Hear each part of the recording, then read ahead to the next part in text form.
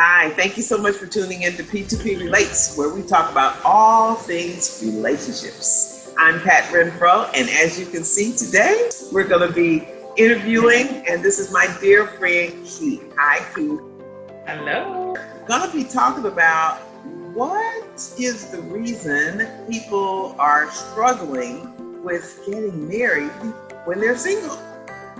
This phenomenon, which is what I call it, has been existing, I would say, for at least 20, 30 years now. And I think this generation is a bit tired of it. So we just want to talk about it, explore it, and see what some options might be. So, Keith, just going right to you.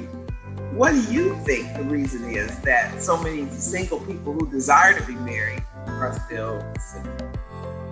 Speaking for myself, as a single woman who desires to be married, I haven't put a whole lot of effort into being married. A lot of people have told me this, friends, co-workers. What are you doing to meet somebody?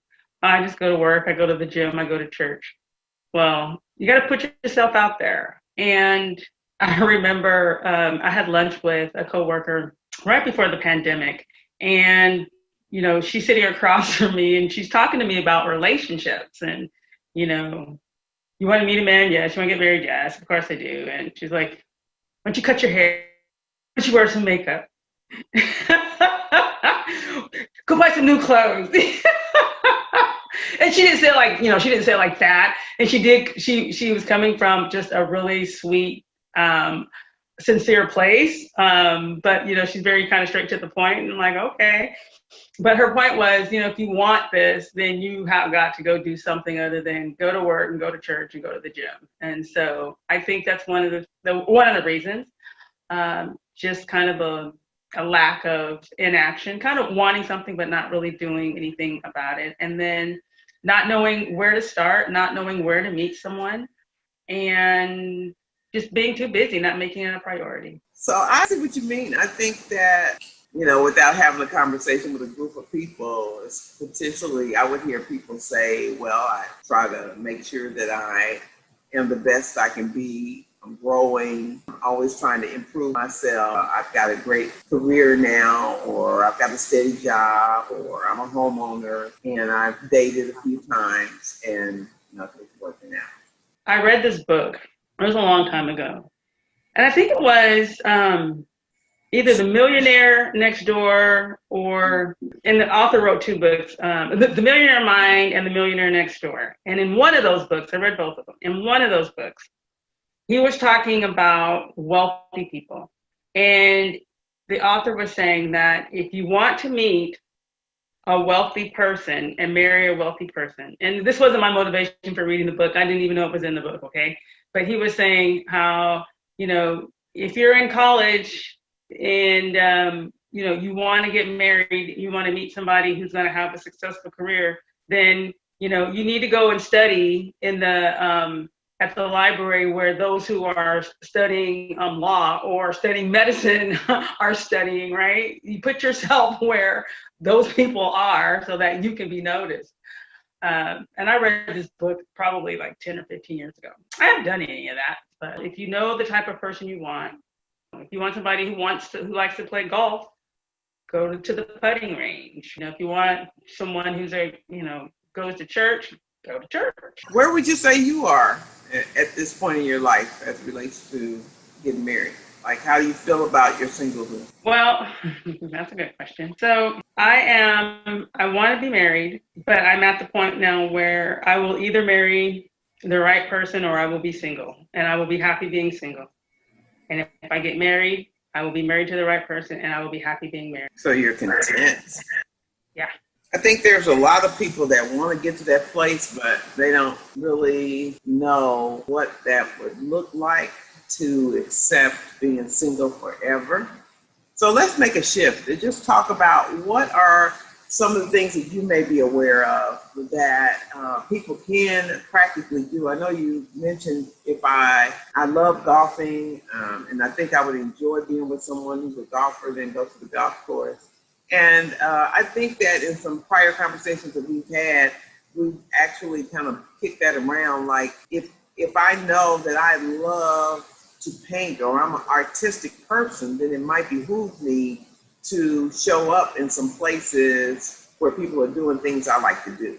Because the reality is, while we're not going to necessarily find boxing twins, as we all have heard that opposites attract, it still would be useful to say, let me really take an inventory of what it is I really like to do. And then find myself doing those types of things. Today, we look at 40-year-olds and we easily see more single people at 40 than ever before.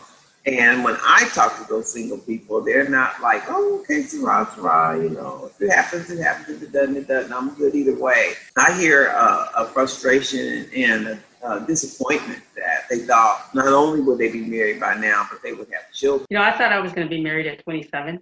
I said, I'm going to be married before I was 27. I don't know, maybe 23, 24. I'm going to be married when I'm 27. 27 came and went. It's been gone a long time now.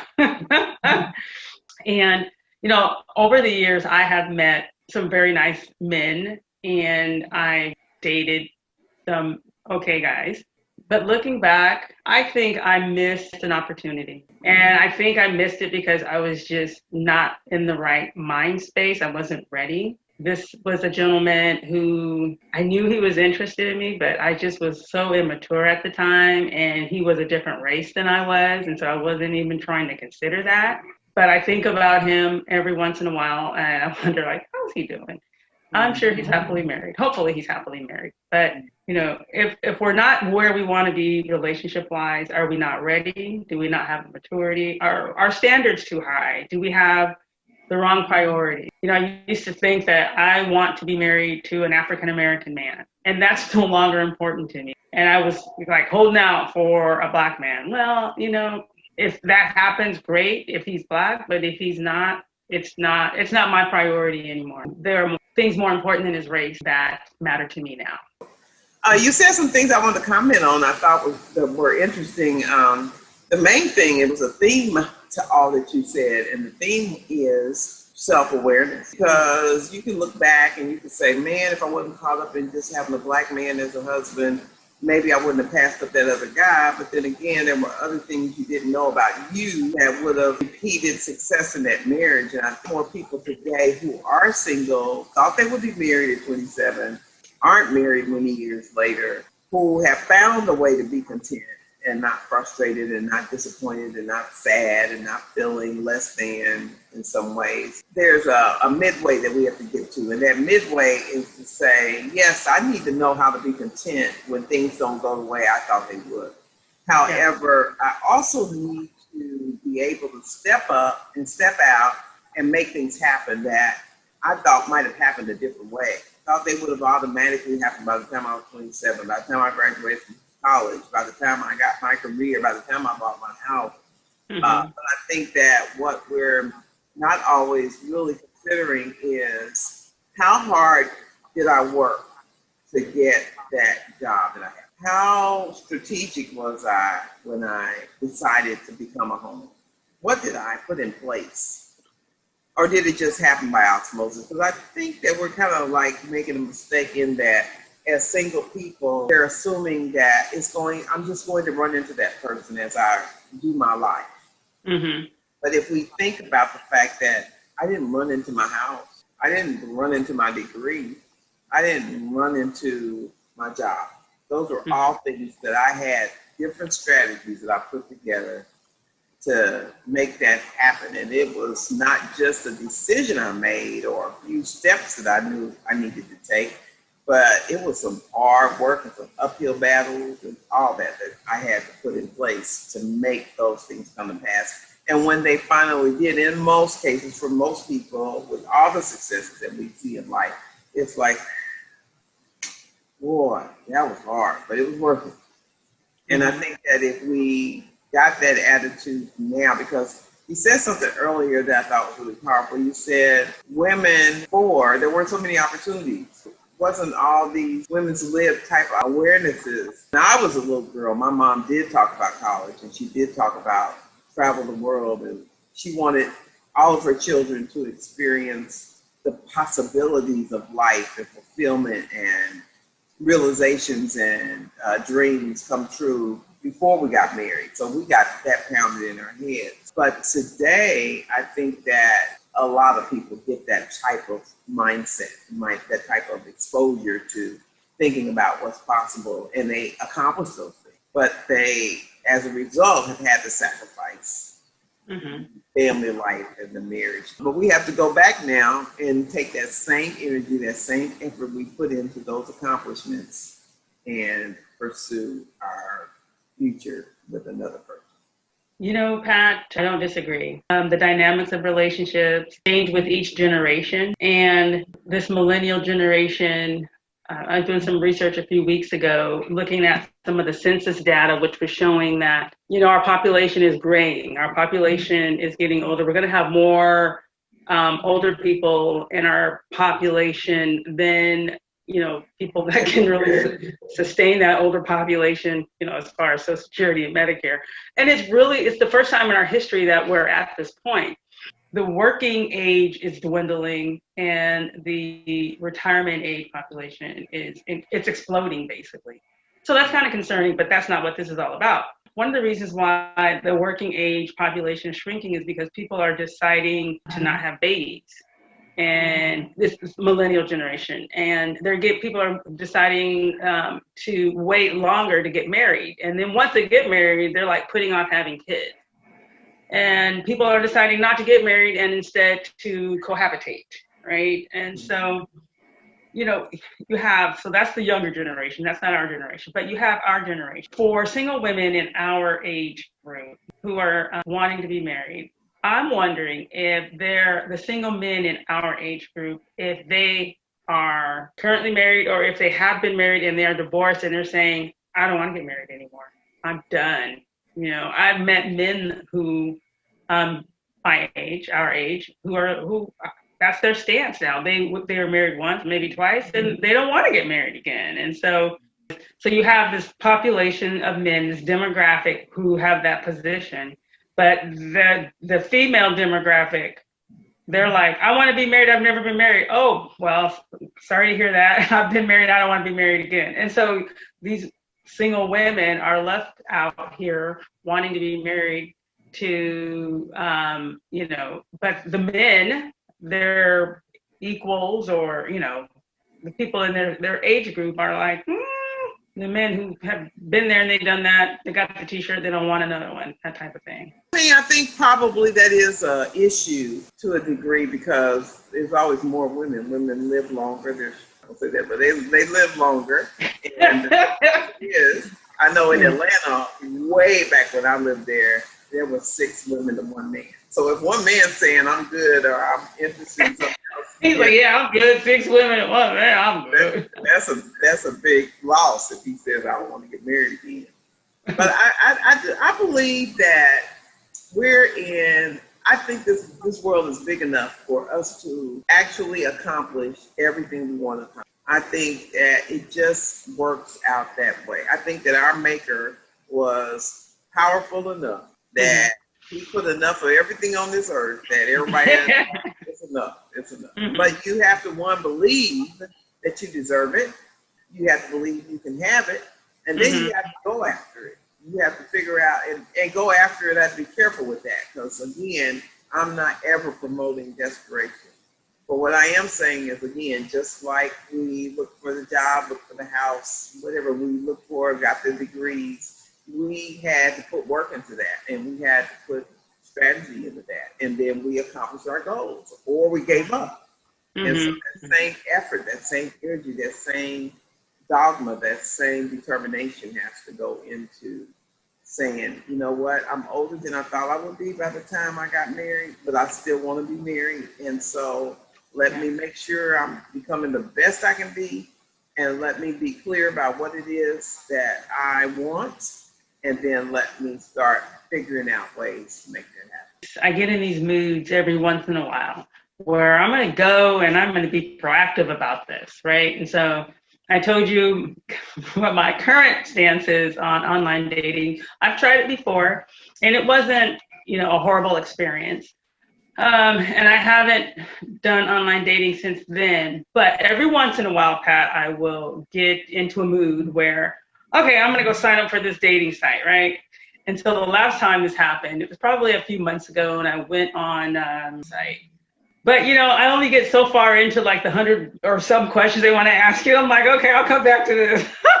Wow, really? I mean, Yeah, that it's many just questions. it's maybe it's not 100, but it seems like it's a lot, right? And then you have to, give them. And if I get through the questions, it's always, you know, what's your opening line, or give us a few sentences about how wonderful you are, what's so special about you. And I'm just sitting there, okay, like what's how, and it's a lot of work. And so I'm like, okay, I'm done with that. And then a few months will pass, and then I'm like, okay, I'm gonna do this again, and so it's that cycle. But I need to try something new. I need to do something different. Mm-hmm. And I think that, we use Google for so many other things. There's some research that can be done to talk about ways to meet people other than online dating. Online dating works for some people. Many, many years ago, I worked in Boeing, and one of the people in my department announced that she was getting married, and I was curious because at the time I was single, and I asked her, I said, "How did you meet him?" And she said, "We met online." And I said, "Really?" She said, "Yeah." She said, "He works at Boeing too." They got married, and they were the best of friends. It was a wonderful relationship, at least, from the outside looking in. I haven't seen her in years, so I don't know how they're doing, but I bet they're still together, because I have some other theories about what makes not only a relationship happen, but what makes it stay together and what gives it success. And so that's one. I was reading this article that Bustle wrote, and they were talking about how do people meet other people, and they gave some statistics on ways that people can meet. And so the top way was through friends, and I thought that was very interesting, because that's a safe way. Your friends love you. Your friends are not going to turn you on to some crazy person that they know has a sordid history where you would be at risk emotionally or physically or any of that. And so just like employers like to hire people that their employees know already, it's safe, and probably the best way to meet people is through other people that know you, and they've introduced you. That's a good point. And it reminds me of, there was a guy that I worked with, an engineer, a real nice guy. He retired, but this happened before he retired from the company, or a friend of mine. And I decided that he would be a good match for a friend of ours. And so this friend and I decided we were going to hook them up. We did. And they were like, a year later, they're like, we're getting married. And they've been married to this day. And they have a beautiful relationship. And, he was a widower. His first wife had passed away. And, and it was probably, it was quite a bit of time after she had passed away that, we were able to bring those two together, and it was a match made in heaven. And yeah, I was just so thrilled that, that relationship worked out, and that they decided that they were meant to be together. So yeah, that's a beautiful example of that. I'm gonna give you one more that Bustle said. They said 15% of the population of people meeting met through work. And so that's another phenomena that we face today that we didn't face 30, 40 years ago. It's always been somewhat of a preference that the employer had, that you would not fraternize at work, because we know how awkward that can be. But at the same time, if you're with a company like, say, Apple, it's big enough, maybe both of you work there, but you don't work in the same department. You're not seeing each other every day. You're not doing the same jobs. And that makes it more feasible. And so again, we have to show ourselves friendly. We have to, especially these days, because being females and doing whatever it took to get the education, get the experience, the know-how, and now you're in a company and maybe you're up the ranks. You don't have to be a vice president or anything, but even if you're a supervisor or an individual contributor that's making six figures, men can easily get intimidated, because the tradition is they pursue, and the woman accepts.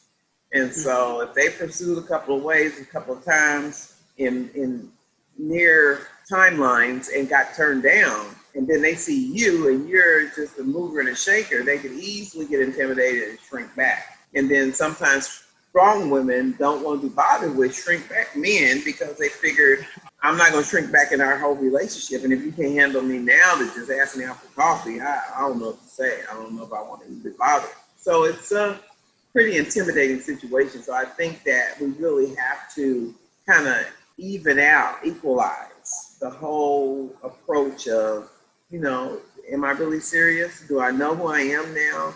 Am I ready to make a commitment? Will I be able to maintain who I am, but be flexible enough to be a partner in a relationship? And if I can answer affirmative to all those questions, then maybe I can be friendly and I can show him that it's safe for him to make a major move, but at least put myself out there. But again, we know two ways so far. We don't have to unpack all of them, but we know that friends and work are options. The workspace as a potential place to meet a mate, a husband, boyfriend, whatever. So it can be tricky to date somebody that you work with. It's tricky in that if it doesn't go, if the relationship doesn't work out, you still have to see that person. Yeah. And if you're on the same team or in the same organization as that person, that's even more trickier. But on the flip side, if everything works out and the relationship lasts and you end up getting married, I mean, that's sweet, right? That's goodness. But you don't know going into it, if it's going to work or if it's not going to work. I have been interested in a person that I've worked with, and we had gone out to dinner and we, gone out to the movies and hung out. It didn't work out between the two of us. Fortunately, it wasn't a very awkward situation. We were actually in the same organization and we remained friendly and respectful to each other. He was a really nice person. It would have been nice, I guess, if it would have worked out, but it didn't. Next time we can have men in here with us so that we can have their perspective.